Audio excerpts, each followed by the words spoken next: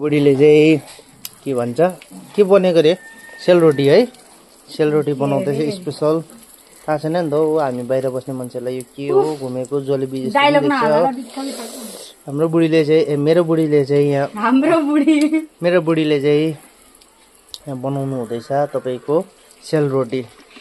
कसरी घुमाउँदै रहेछ हेरौँ त जान्दैछ कि जान्दैन हेरेर बताउनु होला है कतिको चाहिँ एक्सपिरियन्स रहेछ हेरौँ ल घुमाइले थाहा पाइहाल्छ हँसै हेर फेरि तक्डा छ होइन घुमाइले थाहा पाउँछ नि त सेलरोटी मास्टर कतिको चाहिँ छ भनेर मास्टर हो कि ब्लास्टर हो त्यो मलाई थाहा छैन कि स्पेसल हुनु पर्यो नि दामी घुमाइदियो त हो अन्त एक कु हान्थ्यो त हो दामी भन् भाइ दामी भन् न दामी दामी दामी भन् दामी हानिदियो नि यति पोलिसकेको रहेछ हो एक त्यो चाहिँ अर्को चाहिँ चल्दैछ दामी हानिदियो त एक्सपिरियन्स रहेछ त हौ सेलरोटीको पसल खोल्नुपर्छ कि के हौ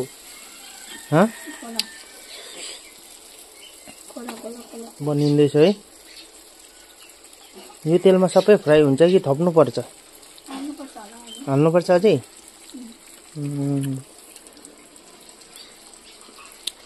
दामी बनाउँदै रहेछ सिकेको रहेछ यति चाहिँ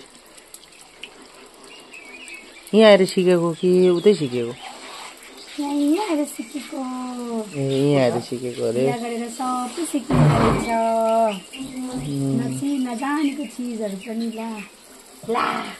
ला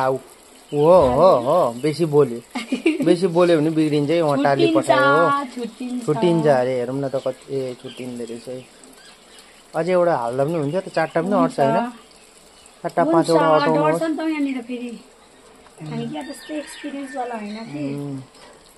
ल हुन्छ धन्यवाद छ तपाईँलाई हो